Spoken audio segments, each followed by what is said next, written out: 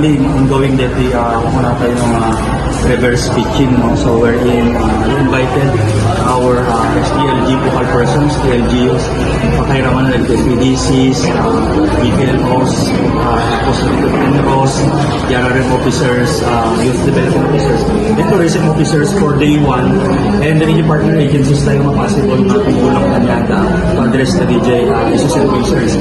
Kasi tinay-present dito ay ayan ka activity kita dagiti the DJ gaps, performance gaps, LGUs, dagiti mga governance areas. So, dagiti mga invited partners tayo, kain na niya dagiti corresponding services, plans and programs na mabalin ka kayo per mabalin ka itat ka dagiti LGUs na kung ma-address ang dagiti issues.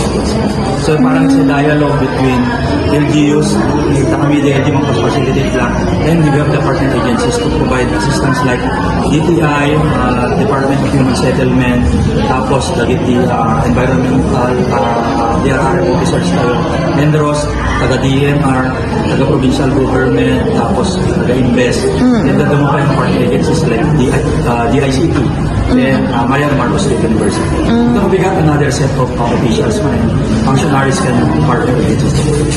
So, attorney anak niya militik kang runaan na gaps sa no kasi nga mga apekta tayo SGLG.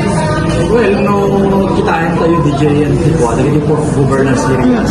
Adalagi I note na issues and concerns like DJ and business friendliness and competitiveness.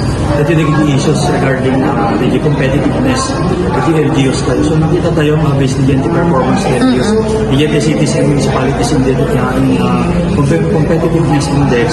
Adalagi areas na kailangan ma-addressan like the giant inventory infrastructure, nakasano ka resilient DJ LGUs, nakasano ka competitive DJ LGUs. So, the issues and concerns is ang EDRR, iti ko din na-observe tayo DJ, pang-get evacuation centers, DJ presence or absence na DJ na presence or absence the plantilla positions, occupying DRRM positions in LGU, tapos the DJ by presence and absence, iti updated na land use plan, iti LGU sa yun.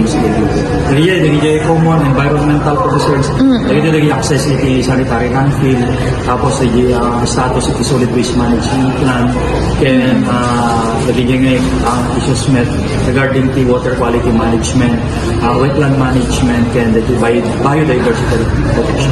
Hindi tayo dito probinsya, sir. Kasano ti kaagite makapaspas sa iti SGLG namin? Well, i-base tayo ng DJ trend, iti performance to province. Actually, increasing so na.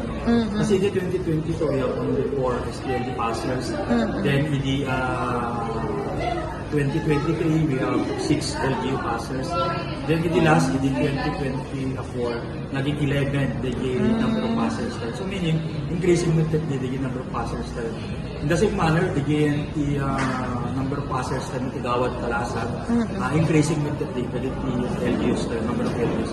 So hopefully, dahil sumarasara ng mga kaway, ma-keep tayo, if not 100%, at least near to that 100%.